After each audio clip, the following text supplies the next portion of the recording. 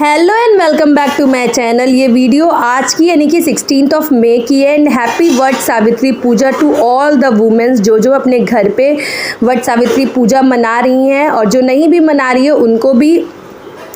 तो आज थी वट सावित्री पूजा और मेरे हस्बैंड का ऑफिस होता है, तो मेरे मन में था कि सुबह जितने जल्दी से जल्दी उठ के मैं अपनी पूजा समाप्त कर लूँ। तो मैं एक दिन पहले ही फल वगैरह ला के वॉश करके सूखने दे देती हूँ। और हमारे इस पूजा में मेरा मतलब मायके और ससुराल का 2 अलग अलग डलिया पंखा ये सब लगता है, तो सब मैं एक दिन पहले ही धो के रख देती हूँ। और नेक्स्ट डे सुबह 4:30 बजे सुबह उठ जाती हूँ, क्योंकि मेरे दिमाग में रहता है कि अगर मेरे हस्बैंड को ऑफिस में लेट हो जाएगा तो ऐसी पूजा करने का कोई मतलब नहीं है। एंड यहाँ पे मेरा चालू हो जाता है सुबह सुबह घर की नॉर्मल पूजा करने के बाद अपना साज श्रृंगार, क्योंकि जो ऐसी पूजा होती है, ऐसे भी नॉर्मल भी मतलब कोई भी पूजा होती है विशेष पूजा जिसमें आपको सारा श्रृंगार करके ही करना चाहिए। तो यहाँ पर मैं नई नई चूड़ियाँ पहन रही हूँ, नई नई साड़ी, और ये साड़ी मुझे बहुत पसंद आई। ये मुझे एक आंटी ने गिफ्ट किया है, तो thank you so much aunty for gifting me such a nice sari.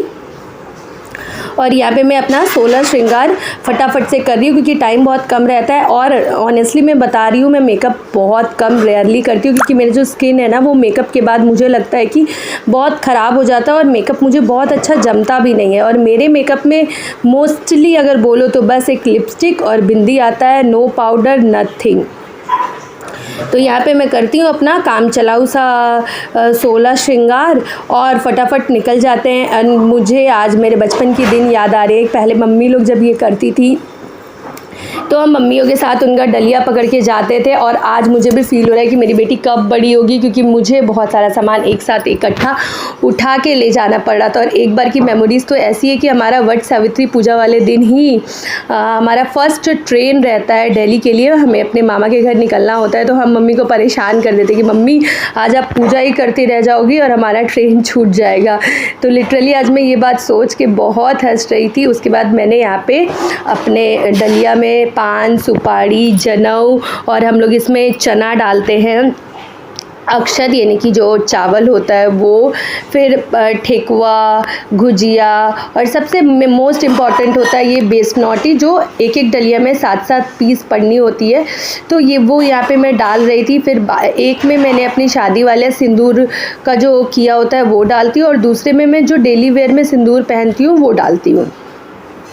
और उसके बाद पंखा रखते हैं और फिर एक डलिया को एक डलिया के ऊपर रख के अच्छे से बांध लेते हैं। और ऐसा ज़रूरी नहीं है, बहुत लोग एक ही डलिया करते हैं, पर अभी तक मेरा चल रहा है मायके और ससुराल का अलग अलग डलिया, तो मैं कर देती हूँ। और यहाँ पे मेरा डलिया थोड़ा सा सादा रंग का था, तो मैंने उसमें हल्का सा रेड लगा दिया क्योंकि बिल्कुल सादा डलिया यूज़ नहीं करना चाहिए।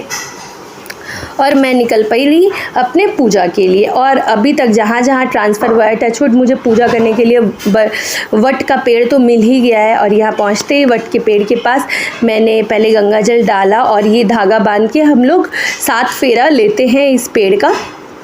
आज का वीडियो क्वालिटी उतना अच्छा नहीं होगा जस्ट बिकॉज कि ये वीडियो देखो, रोज़ तो वीडियो मैं सेल्फ शूटिंग करती हूँ, पर ये वीडियो आउटडोर शूट था जिसमें मैं बहुत ज़्यादा अभी कॉन्फिडेंट फील नहीं करती हूँ। तो मैंने ये छुप छुप के ही मानो तो शूट किया है बिकॉज यहाँ इस साइड में लोग कम थे और मेरा हेल्प कराने के लिए बिल्कुल कोई भी नहीं था। तो आप प्लीज़ बताना कि आपको मेरा वीडियोज़ आज का लगा कैसा।